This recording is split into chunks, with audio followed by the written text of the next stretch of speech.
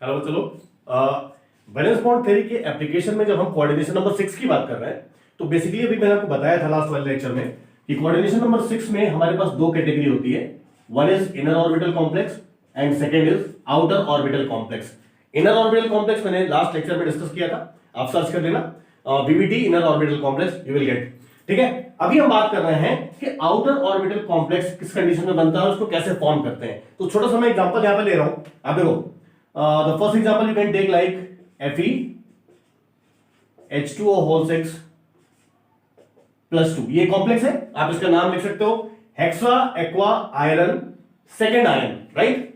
एक और एग्जांपल मैं यहां पे ले ले रहा हूं, that's very common and very important also, से COF6 -3 hexa fluorido cobaltate third iron. Nomenclature सबको क्लियर है, मेरी वीडियोस में पढ़ा है, आप चेक कर लेना। इन दो कॉम्प्लेक्सेस के फॉर्मेशन से हम आपको ये एक्सप्लेन करेंगे कि आउटर ऑर्बिटल कॉम्प्लेक्स कैसे बनते हैं, राइट। तो we have to take the first example. सबसे पहले आपने क्या करना है कि जो सेंट्रल एटम है आप इसका इलेक्ट्रॉनिक कॉन्फ़िगरेशन कर लो Fe का। तो Fe का एटॉमिक नंबर 26 होता है, कॉन्फ़िगरेशन सबको पता है, it's 1s2 2s2 2p6 3s2 3p6 3d6 4s2 4p0 and 4d0। मैंने आपको बताया था कि इलेक्ट्रॉन सिर्फ 4s2 तक होते हैं, बिकॉज फोर्थ सेल में 4s भी है, 4p भी है, 4d भी है, 4f भी है, तो वो मैं लिख देता हूं यहां पे। हालांकि वो वैकेंट ऑर्बिटल है, लेकिन वो मैंने यहां पे लिख दिया क्योंकि उसका यूज यहां पे भी होने वाला है। ठीक है, तो पहला काम आपने क्या करना है कॉम्प्लेक्स फॉर्मेशन के लिए बीबीटी के अकॉर्डिंग, कि जो भी सेंट्रल एटम है आप इसका इलेक्ट्रॉनिक कॉन्फ़िगरेशन यहां पे मेंशन कर दो। सेकंड स्टेप मैंने क्या बोला था कि सेंट्रल एटम जिस ऑक्सीडेशन स्टेट में है वो आपको मेंशन करनी है। तो इस कॉम्प्लेक्स में जो आयरन है ये +2 स्टेट में है, तो जब आप Fe का कॉन्फ़िगरेशन +2 स्टेट में लिखोगे तो +2 ये कैसे बनेगा, 4s2 में से 2 इलेक्ट्रॉन आपको एलिमिनेट करना पड़ेगा। ठीक है, 2 इलेक्ट्रॉन हटेगा तो +2 स्टेट में आ जाएगा। अब आप देखो जहां तक इलेक्ट्रॉन इसमें कंप्लीटली फिल्ड है वो आप छोड़ दें, उसके बाद हम डिस्कस करते हैं। तो ये Fe+2 में जो 3d सबसेल है, आपको पता है डी सबसेल के अंदर 5 ऑर्बिटल्स होते हैं, तो यह 5 ड्रॉ कर लो, ये 3d हो गया। अब इसके अंदर 6 इलेक्ट्रॉन यहां पे हैं, 1 2 3 4 5 एंड 6, ये 3d6 हो गया। 4s आपका जो वैकेंट हो गया है, 4p ये भी वैकेंट ही है, और 4d ये भी वैकेंट है, राइट। d के अंदर 5 ऑर्बिटल्स हैं, आप इसको ऐसे बना लो। तो अब आपके पास यहां 4s 4p 4d सारे वैकेंट हो गए, और d सबसेल के अंदर 3d के अंदर 6 इलेक्ट्रॉन मैंने यहां पे फिल कर दिए हैं, राइट। अब आप देखो इस Fe+2 को जो सेंट्रल मेटल आयन है, जब इसको ये वाटर अप्रोच करता है एज ए लिगैंड, तो एक सिंपल सी बात आप याद करो कि वाटर जो है ये वीक लिगैंड है। वीक लिगैंड में क्या होता है कि ये सेंट्रल मेटल आयन के इलेक्ट्रॉन्स की पेयरिंग नहीं करा पाता। तो ये जो अनपेयर्ड इलेक्ट्रॉन आपको यहां पे दिख रहे हैं ये एज इट इज होंगे। अब यहां पे क्या है, रूल क्या है बीबीटी का, कॉन्सेप्ट क्या है कि सेंट्रल मेटल एटम या आयन उतने वैकेंट ऑर्बिटल अवेलेबल कराता है जितने डोनर एटम इसको अप्रोच करते हैं। ठीक है, अपने कोऑर्डिनेशन नंबर के बराबर। तो आप यहां देख सकते हो कि यहां पे 6 वाटर इसको अप्रोच कर रहा है, तो सेंट्रल एटम को 6 वैकेंट ऑर्बिटल चाहिए। कैसे लाएगा ये, एक ऑर्बिटल 4s का, 3 ऑर्बिटल p का और 2 ऑर्बिटल d का। ये 6 ऑर्बिटल मिक्स हो जाते हैं, मिक्स होके मतलब हाइब्रिडाइज हो जाते हैं, और हाइब्रिडाइज होके ये न्यू सेट ऑफ ऑर्बिटल बनाते हैं जिनको हम लोग बोलते हैं sp3d2 हाइब्रिड ऑर्बिटल्स, राइट। तो सिचुएशन नाउ बिकम्स लाइक, आप कैसे मेंशन करोगे Fe+2 इन कॉम्प्लेक्स, और कॉम्प्लेक्स है आपका FeH2O whole 6 n +2। तो व्हाट एग्जैक्टली हैपेंस, जब सेंट्रल मेटल आयन को लिगैंड अप्रोच करता है तो कॉन्फ़िगरेशन कैसा बन जाएगा, 3d में कोई चेंज नहीं है क्योंकि यहां पे कोई भी पेयरिंग नहीं हो रही है because the ligand is weak. तो आप ये कॉन्फ़िगरेशन ऐसे रख दो, इसके अंदर आपको कोई चेंज नहीं करना है, 3d एज इट इज रहेगा जैसा था। मतलब इसके 6 इलेक्ट्रॉन आपने बनाए थे, 1 2 3 4 5 एंड 6, कोई चेंज नहीं करना है। अब ये जो 6 ऑर्बिटल यहां पे एक 4s का, 3 4p के और 2 4d का, इनको आप मिक्स कर लो। तो उसको आप ऐसे दिखा सकते हो लाइक 1 2 3 4 5 एंड 6। ठीक है, तो ये सारे ऑर्बिटल कौन से हो जाएंगे, these are sp3d2 hybrid orbital, और इस हाइब्रिडाइजेशन को हम बोलते हैं sp3d2 हाइब्रिडाइजेशन। अब क्या होता है, ये जो 6 vacant orbital central metal ion के हैं, इनमें जो लिगैंड है, लिगैंड क्या है, वाटर। अच्छा, वाटर कैसे मेंशन करते हैं, हम इसको लिखते हैं OH2। ऐसा नहीं मैं उल्टा लिख रहा हूं, actually oxygen is the donor atom, तो मैंने ये दिखाया कि ऑक्सीजन आप लोन पेयर डोनेट कर रहे हैं यहाँ पे, ठीक है।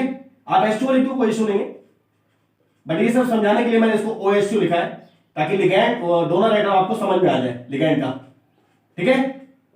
तो ये क्या होता है कि सारे के सारे जो वाटर होते हैं ये अपना लोन पेयर सेंट्रल एटम के वैकेंट ऑर्बिटल को डोनेट करते हैं, इसमें ट्रांसफर कर देते हैं और इस तरीके से ये मेटल के साथ बॉन्ड बना लेते हैं, राइट। अब आप देखो यहां पे जो ऑर्बिटल यूज हो रहे हैं ये कौन से हैं, sp3d2 and that's why the hybridization is sp3d2 hybridisation.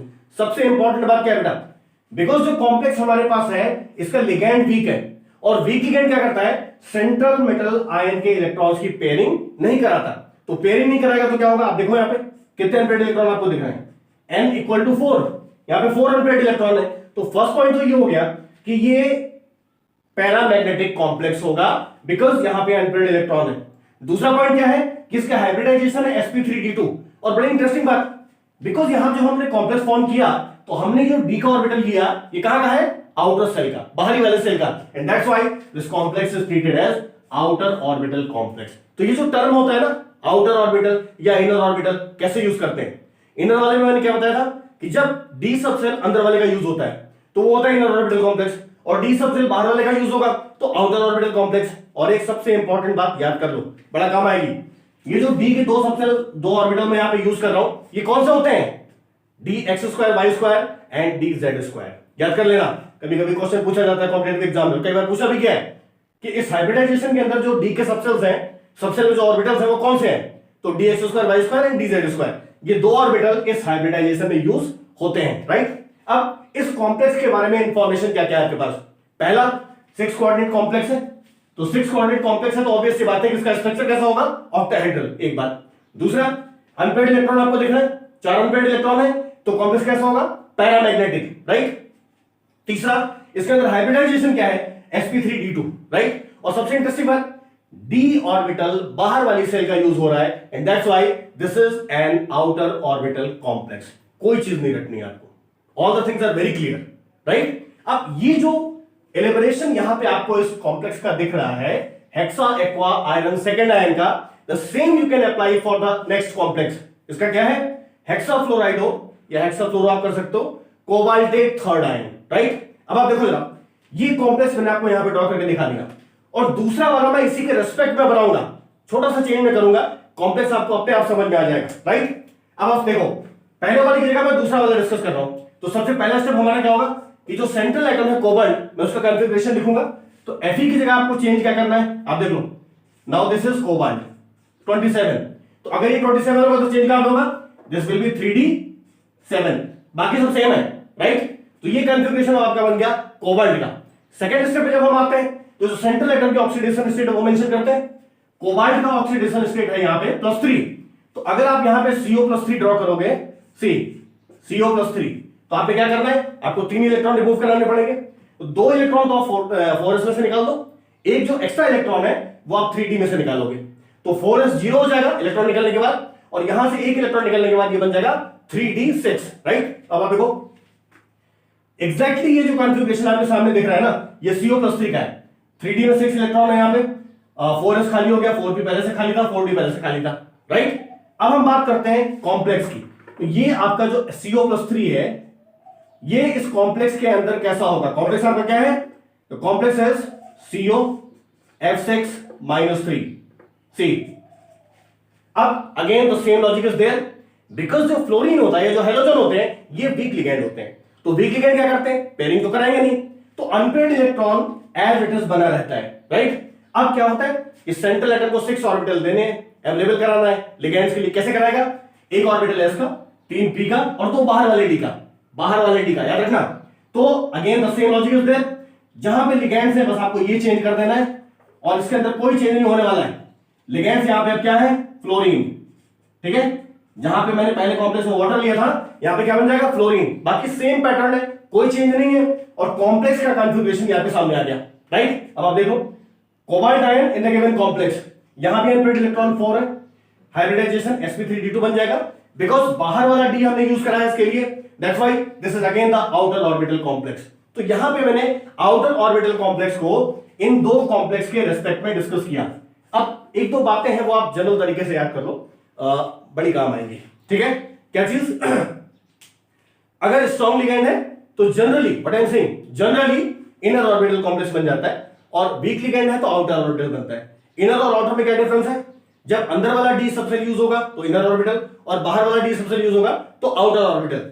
जो यहां पे जो डी के ऑर्बिटल यूज हो रहे हैं वो कौन कौन से यूज होते हैं? D x square y square and d z square. अब एक ट्रिक वाली बात सबसे इंपॉर्टेंट है लास्ट में। ट्रिक क्या है बेटा?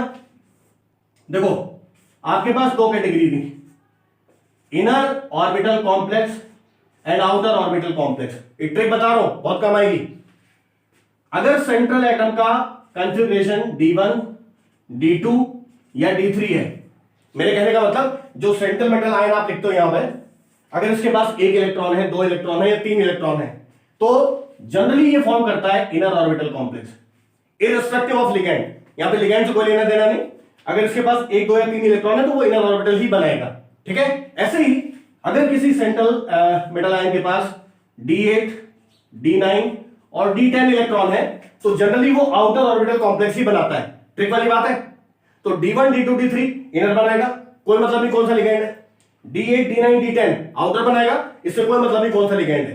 बट अगर सेंट्रल मेटल आयन के पास D4 से D7 वाली कॉन्फ़िगरेशन है, मतलब डी सबसेल के अंदर 4 इलेक्ट्रॉन है, 5 है, 6 है, 7 है, ऐसा कुछ है, तो आप याद कर लो कि स्ट्रॉन्ग लिगैंड के साथ SL, स्ट्रॉन्ग लिगैंड, मैंने कुछ एग्जांपल आपको बताया था ना, स्ट्रॉन्ग लिगैंड के साथ ये बनाता है इनर ऑर्बिटल कॉम्प्लेक्स, और वीक लिगैंड के साथ ये बनाएगा आउटर ऑर्बिटल कॉम्प्लेक्स। ये बेटा ट्रिक वाली बात है, और आपको पता है केमिस्ट्री में रूल से ज्यादा एक्सेप्शन होते हैं, but in most of the places sorry आप इसको अप्लाई कर सकते हो, बहुत काम आएगा ये, ठीक है। तो ये डिस्कशन हो गया वैलेंस बॉन्ड थ्योरी का एप्लीकेशन 6 कोऑर्डिनेट कॉम्प्लेक्स पे। इनर ऑर्बिटल मेरे लास्ट लेक्चर में है, यू कैन चेक, और ये वाला हो गया आउटर ऑर्बिटल कॉम्प्लेक्स। कोई कंफ्यूजन हो तो मुझे व्हाट्सएप कर दीजिए या मैसेज टेक्स्ट कर दीजिएगा। Thank you.